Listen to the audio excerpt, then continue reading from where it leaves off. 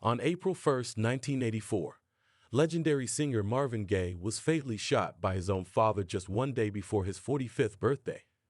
His murder shocked and saddened fans around the world, but it also sparked a pretty heated debate.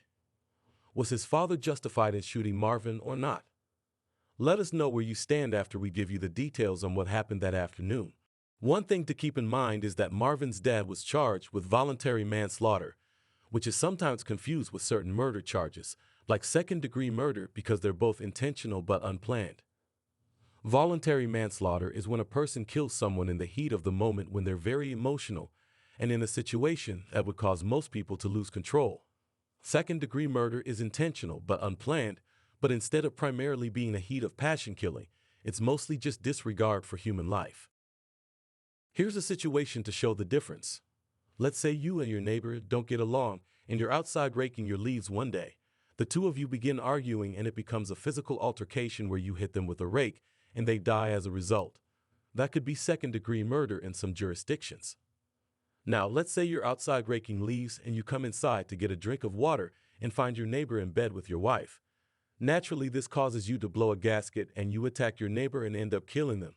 Usually this is voluntary manslaughter. So, here's a quick background on Marvin's relationship with his father, which is important to remember when it comes to the outcome of the trial. To put it mildly, Marvin had a terrible relationship with his father since he was a kid, and they constantly argued with each other while living under the same roof.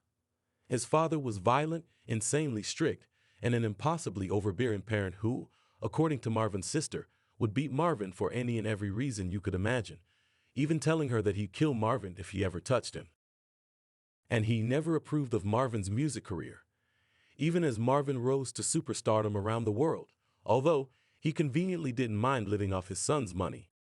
So fast-forwarding to about 8 months before his murder, Marvin returned from touring and moved into his parents' house to help his mother recover from a recent kidney surgery. But by that stage in his life, Marvin's drug addiction was spiraling out of control and he was severely in debt. Those close to him said that he was increasingly paranoid, depressed, and suicidal. His sister said that just 4 days before he was killed, he tried to commit suicide by jumping out of a speeding car, but he only ended up with minor injuries. On the afternoon of April 1st, 1984, Marvin's mom was talking to him in his bedroom when his father began screaming at her because he was angry that he couldn't find an insurance policy that she lost. So Marvin stood up for her, daring him to come upstairs and say it to her face. Well, that's when things got ugly. His father rushed upstairs and barged into the bedroom and continued screaming. Marvin repeatedly told him to leave the room, but he refused. So Marvin began punching and kicking him until he finally left the bedroom. His mother said that Marvin followed his father and continued to kick him till she finally separated them. But just moments later, his father came back to the bedroom with the pistol Marvin gave him on Christmas Day, and without saying a word, he shot Marvin directly in the heart.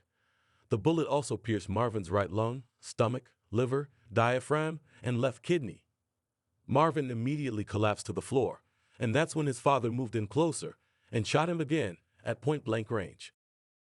After his father left the room and went outside, Marvin's brother Frankie found him on the ground and claims that Marvin whispered this to him. "I got what I wanted. I couldn't do it myself. So I had him do it. It's good. I ran my race. There's no more left in me." Police arrived shortly after and arrested his father, who was sitting on the porch waiting for them. He told police that he shot Marvin in self-defense because he was afraid of him. He also said that he didn't know that the gun had bullets in it and that he thought there were either blanks or pellets in it. But the one thing that really stuck out to the police was his response when they asked him if he loved his son. His response was only this: "I didn't dislike him." He never served any prison time for killing Marvin. After pleading no contest to a charge of voluntary manslaughter, he was given a 6-year suspended sentence and 5 years of probation. So what are your thoughts? Is he guilty or not guilty of involuntary manslaughter? Or do you think he should have been charged with second-degree murder? Leave a comment to let us know where you stand. As a quick reminder, voluntary manslaughter involves intentionally killing someone in the heat of the moment or while extremely upset in a situation that would make most people lose their cool.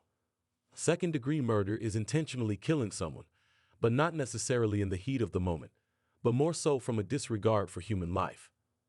During the sentencing hearing, His father reiterated that he was afraid of Marvin and thought he was in danger of getting hurt by him, but he did say that he loved him and that he'd bring him back if he could. And here's a fun fact about Marvin Gaye, who many called the Prince of Soul.